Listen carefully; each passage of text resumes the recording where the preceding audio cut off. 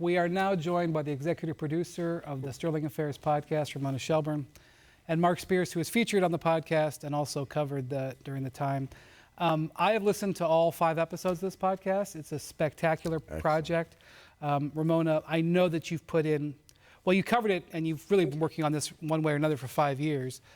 The amount of work you put in on this, the amount of people that you got to go on to, this isn't, what's one thing talking to people on the record, it's another thing to get them to speak into a microphone about it. It's a spectacular piece. It's actually a piece of history, the way I see it. What made you want to do this project, 5 years on, to revisit it like this? So I remember reporting on this at the time, and you sort of felt like you got dropped into a very strange movie. Like, you couldn't make up the twists and turns and characters involved here if you tried. I mean, if you found a Hollywood screenwriter, they would laugh at you. Shelley Sterling got her husband declared mentally incapacitated and sold the team out from under him after 60 years of marriage. What? Like, how did that really happen? There were stages to it. Yeah. There were the racist comments that became public, then the league banning him, then the team itself having to try to decide what to do about it, and then the actual taking of the team away from him. And this podcast covers all of those steps.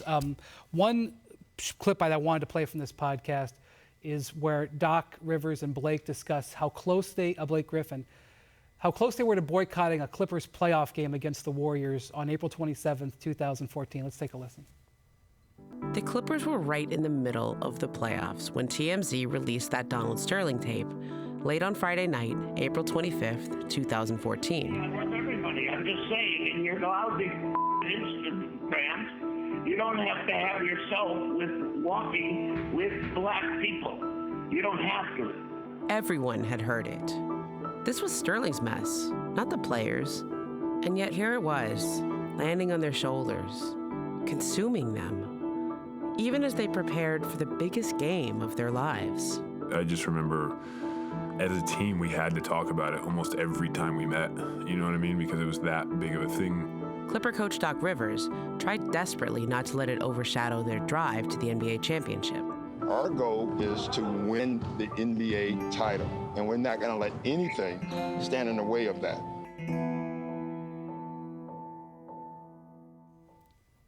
So this is one of the aspects that I didn't remember until in this podcast, was how important and intense the discussion about boycotting. And again, this is not a game in January. This was a playoff game.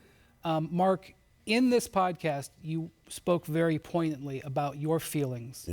Because you were covering that series. Can you take us back to the way you were feeling at that time? Well, I remember DeAndre Jordan and Matt Barnes hearing that they didn't want to play. And Doc basically telling the players this is a game, their decision. Not his decision, the players' decision. The Warriors were ready to jump in on any boycott. We're in Oakland, California. We're in the home of the Black Panthers. We're in a home where everybody there pretty much would have been on the Clipper side. This is a crowd that was in their favor. The world's watching. This could have been a John Carlos, Tommy Smith kind of statement. So it was something that I think was decided right before they got on the court. And I remember sitting in my press seat and like, you're kidding me, they're gonna play?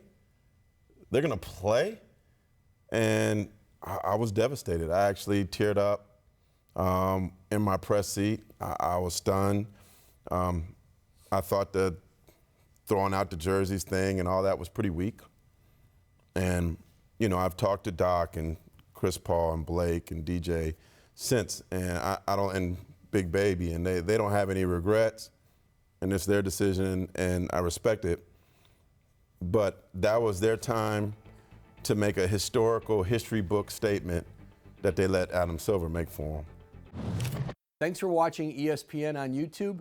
For highlights and analysis, check out the ESPN app. And for live streaming and premium content, check out ESPN+.